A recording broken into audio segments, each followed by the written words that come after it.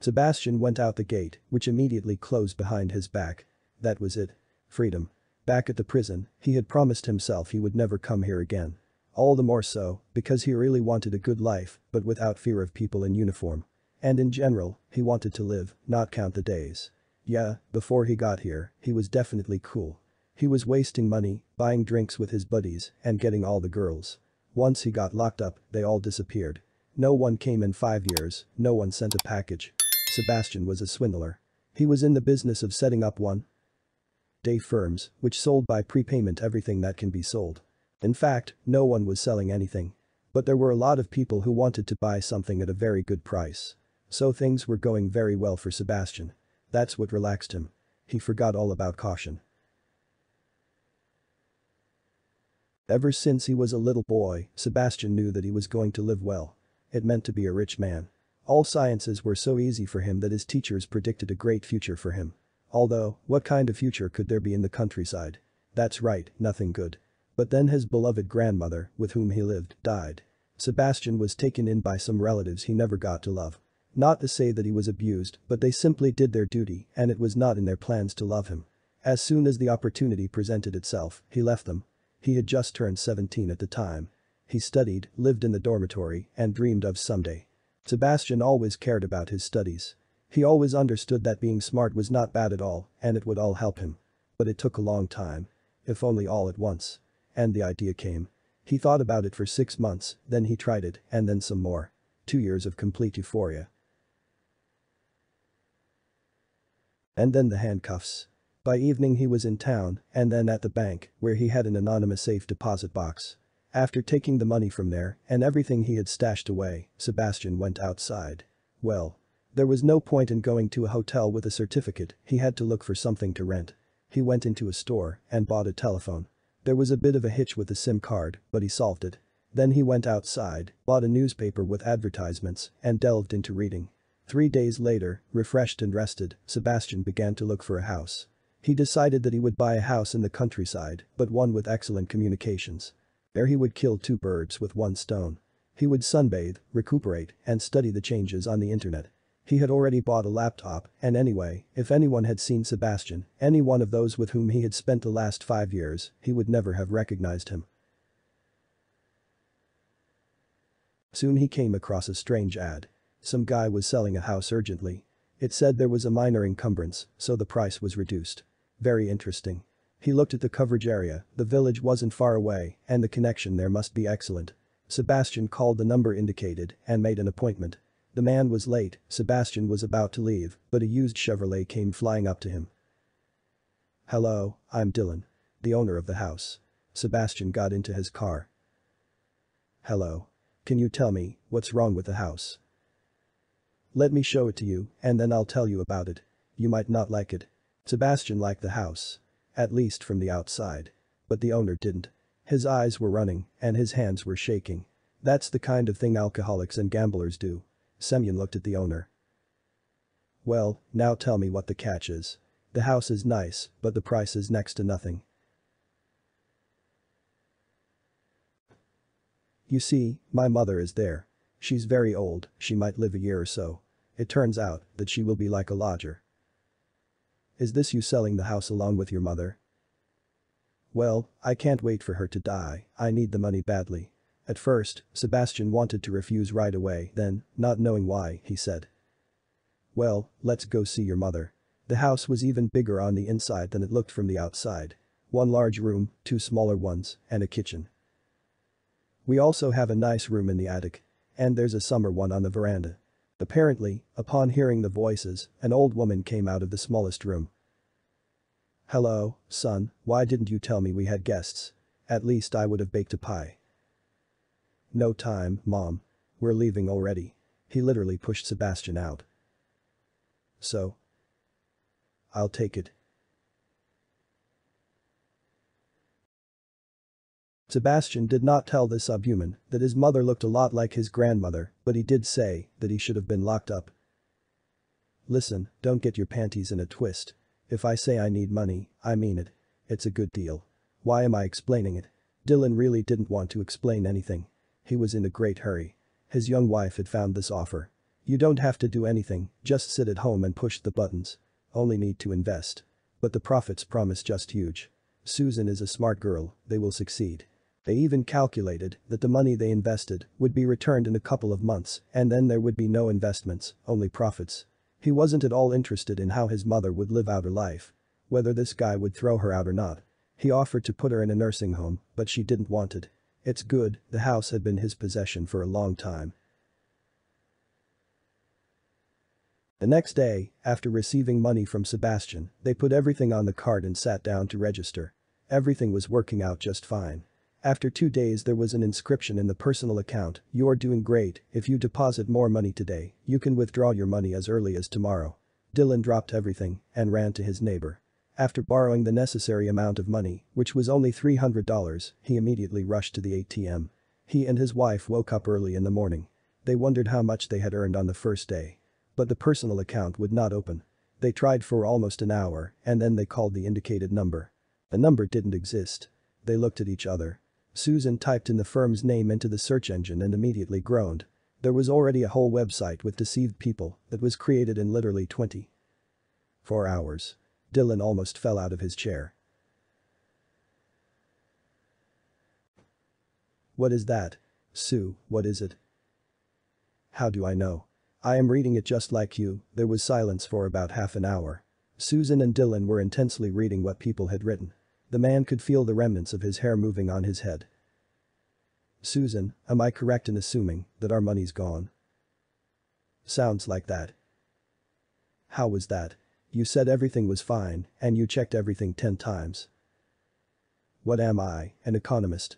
I just offered you a suggestion and it was up to you to decide." Susan stood up and slowly retreated toward the kitchen. Dylan stood up too and took cautious steps toward her. "What are we going to do now, Sue? How to live? What about our neighbor's debt? I have to pay it back tomorrow." "Well, you're an idiot, why did you take such a short term?" "Am I an idiot? Me?" Dylan leaned over, took off his slipper and threw it at his wife. Susan shrieked and sent back her slipper. It hit Dylan right in the head. Dylan put a second slipper more comfortably in his hand and with a swing, threw his slipper again. This time it landed right on Susan's forehead. The woman howled and ran into the kitchen. Dylan had almost caught up with her, but Susan managed to grab the frying pan. Dylan stopped sharply and Susan, waving the frying pan, went at him. "What, do you have to work now? Are you unhappy? That's alright, you'll work, it's very useful. You're sorry about the money? So you're the fool. Are you a man, or what? You're the one who hasn't worked today. You're leeching me off." "Me, to work? No way. Have you forgotten that you live in my apartment? I married you. What did you promise me? Sue, I'm for you." I said yes, what a fool I was. I thought the man was a grown up. They would argue for a long time, and their disputes often ended in a light scuffle, but today the advantage was on Susan's side. Dylan spat and went outside to cool off a bit. Of course, he made up with Susan. What's there to fight about if you have to do something? They had to sell her earrings to pay off my neighbor's debt and Dylan went to look for a job. Mrs. Margaret White knew, or rather understood, that her son was up to no good. But she could not figure out what. She knew that he played cards because he often came to her, asking for money. Once he even came at night, or rather, he was brought. He almost got down on his knees because they had promised to twist his head off. She gave him everything she had saved for her future funeral and for firewood too. He never came to see his mother except for the money. Yeah, she got used to it. When she saw Dylan with a guy, she got a little scared. The guy was bald and he had this intense look in his eyes. He looked like he'd been in jail. But they were gone so fast that she didn't really understand anything. When this guy came back, and even with a suitcase, she was completely frightened but found the strength to smile and ask if the guest will have tea.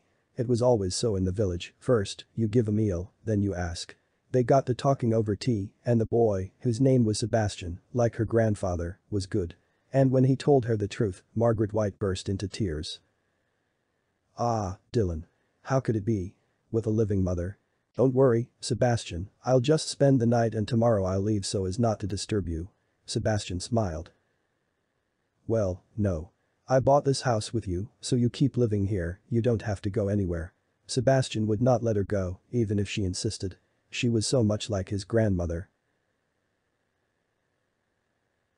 Only 3 months had passed, and Margaret White was unrecognizable. She visibly perked up and looked even younger. And Sebastian understood what it was all about. Her Dylan was constantly taking money from her mother, and she was too old to do well on a poor diet and without medicine. Now there was a huge new refrigerator in the house. In fact, the kitchen was all new. Sebastian remembered how Mrs. White groaned. Is it possible to cook in such a beautiful kitchen? Why? You don't like it? What do you mean? I like it, I do like it. I've never seen anything like it. He enjoyed pampering Mrs. White. He did not have time to pamper his grandmother, but he would pamper this old woman, even though she was not his relative. But Margaret White tried to do the same. Sebastian had forgotten that he had ever eaten bad food or washed or ironed for himself. Everything was always cooked, ironed, and polished. As he said with a laugh to the old lady. We, Mrs. White, are mutually beneficial to each other.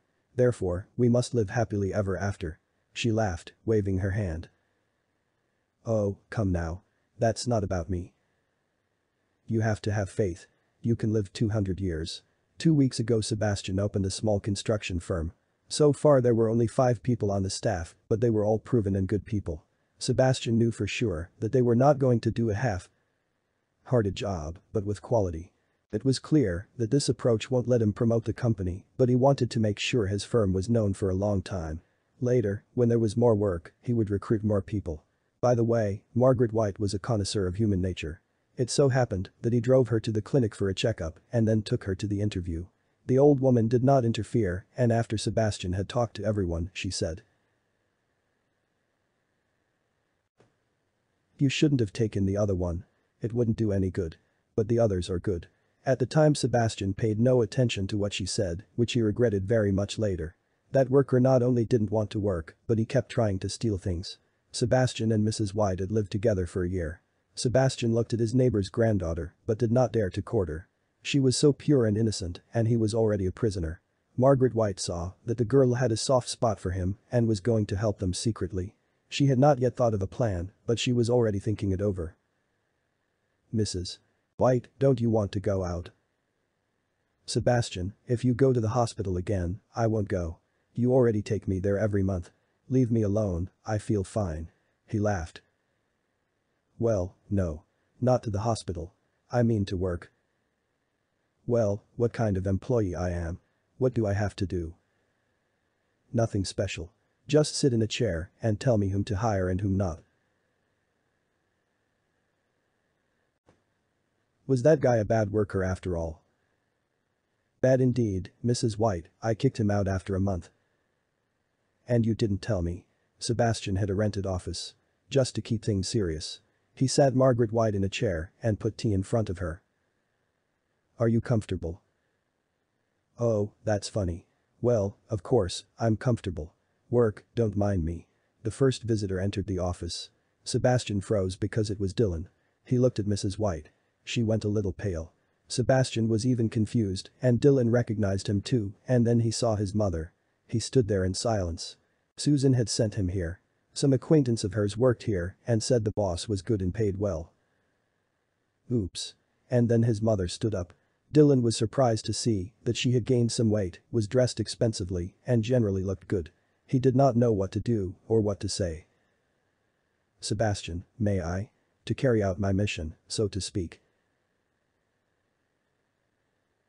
Sebastian grinned at Mrs. White. What kind of thing had she in mind this time? "Of course, you can do anything. This man should not be taken. He has never liked to work, he is cunning and calculating.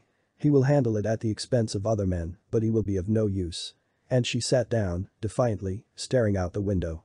Sebastian turned to Dylan and said with every word minted. "You're not the kind of person we're looking for." When Dylan ran out of the office like he was scalded, Sebastian approached the old woman. "How are you?" "It's okay, Sebastian. Maybe you should have given him a chance. He's your son." "No, Sebastian. You're my son, and this is the man who sold me along with the house."